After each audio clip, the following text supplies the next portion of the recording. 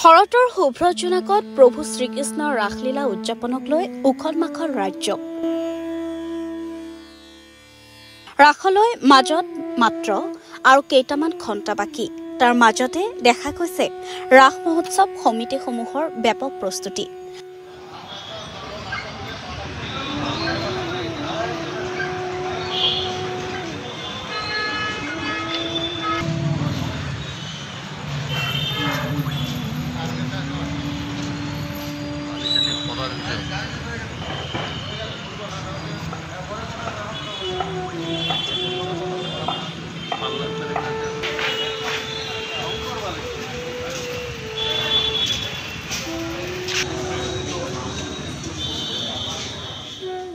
ৰাজ্যৰ আন আন প্ৰান্তৰ সমান্তৰালকৈ উত্তৰ পূব ভাৰতৰ আগশাৰীৰ ধৰ্মীয় অনুষ্ঠান ঐতিহাসিক নলবাৰীৰ শ্ৰী শ্ৰী হৰি মন্দিৰতো ৰাস মহোৎসৱক লৈ প্ৰস্তুতি তুংগত উঠা পৰিলক্ষিত হৈছে। ৯২ সংখ্যক পবিত্ৰ ৰাস মহোৎসৱলৈ মাজত মাত্ৰ কেইটামান ঘণ্টা বাকী থকাৰ সময়তে অন্তিম পৰশত ব্যস্ত সকলো। শৰতৰ শুভ্ৰ জোনাকত প্ৰভু শ্ৰীকৃষ্ণৰ যি ৰাসলীলা সেয়া প্ৰতীকী আৰু জীৱন্ত ৰূপত দেখুৱাবলৈ সাজু হৈ উঠিছে নলবাৰীৰ ৰাস মহোৎসৱ সমিতি।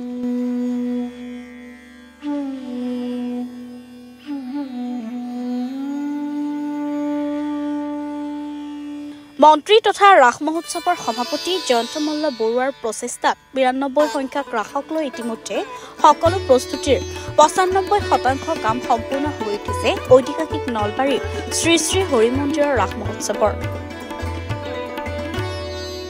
অহা ৫ নৱেম্বৰৰ পৰা ১৭ নৱেম্বৰলৈ ১৩ দিনীয়া বৰ্ণাঢ্য কাৰ্যসূচীৰে অনুষ্ঠিত হ'ব নলবাৰীৰ এইবাৰৰ ৰাস মহোৎসৱ।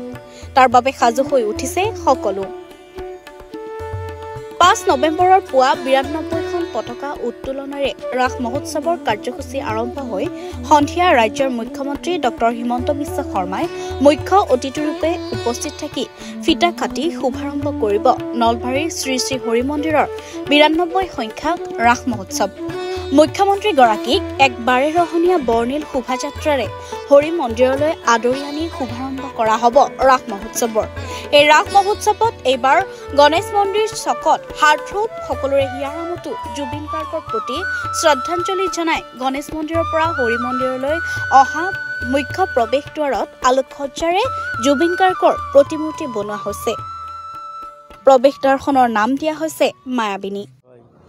আচলতে জুবিন গাৰ্গৰ মৃত্যুৰ প্ৰায় ৪০ দিন পাৰ হ'ল আৰু আমাৰ হিয়াৰ থোবা প্ৰাণৰ শিল্পীগৰাকীয়ে আমি ৯২ সংখ্যক নলবাৰী ৰাস মহোৎসৱ উদযাপন সমিতিৰ সিদ্ধান্ত মৰ্মে শ্ৰী শ্ৰী হৰি মন্দিৰ সমিতিয়ে আয়োজন কৰা এই ৰাস মহোৎসৱৰ সমিতিৰ সিদ্ধান্ত মৰ্মে জুবিন গাৰ্গক স্মৰণ কৰাৰ স্বাৰ্থত জুবিন গাৰ্গৰ স্মৃতিত এই তোৰণ নিৰ্মাণ কৰা হৈছে। বিশেষভাৱে এইবাৰ জুবিন গাৰ্গৰ প্ৰতি শ্ৰদ্ধাঞ্জলি জনাই কিছুমান সাংস্কৃতিক অনুষ্ঠানো বাতিল কৰা হৈছে, যিহেতু আপুনি সাংস্কৃতিক বিভাগত এইবাৰ দায়িত্বত আছে। হয়, আগৰ দৰে কিছুমান বেছি মনোৰঞ্জনমূলক কিছুমান কাৰ্যসূচী সাংস্কৃতিক বিভাগৰ তৰফৰ পৰা বাতিল কৰা হৈছে। তাৰ ভিতৰত জুবিনৰ গীতৰ চৰ্চা বা ডক্টৰ ভূপেন হাজৰিকাৰ যিহেতু ১০০ বছৰীয়া জন্মজয়ন্তী, সেই জন্মজয়ন্তীৰ লগত সংগতি ৰাখি আমি মূল মঞ্চত জুবিনদাৰ গান লগে লগে ডক্টৰ ভূপেন হাজৰিকাৰ গীত বিশেষভাৱে পৰিৱেশন কৰা হ'ব। লগে লগে সত্ৰীয়া সংস্কৃতিৰ যিখিনি কলা আছে বা সত্ৰীয়া সংস্কৃতিৰ নৃত্য হওক বা বৰগীত হওক, এই গোটেইখিনি বিশেষভাৱে পৰিৱেশন কৰা হ'ব বা ধৰ্মীয় যিবিলাক লোকসংগীত আৰু ধৰ্মীয় যিবিলাক সংগীত বিশেষভাৱে ভজন বা তেনেকুৱা ধৰণৰ গীতবিলাক বিশেষভাৱে মঞ্চত পৰিৱেশন কৰা হ'ব।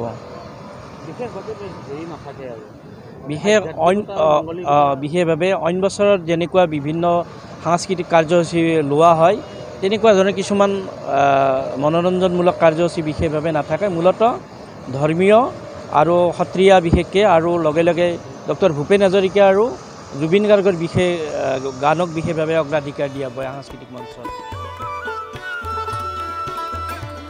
News desk report, T news আৰু টি নৰ্থ ইষ্ট।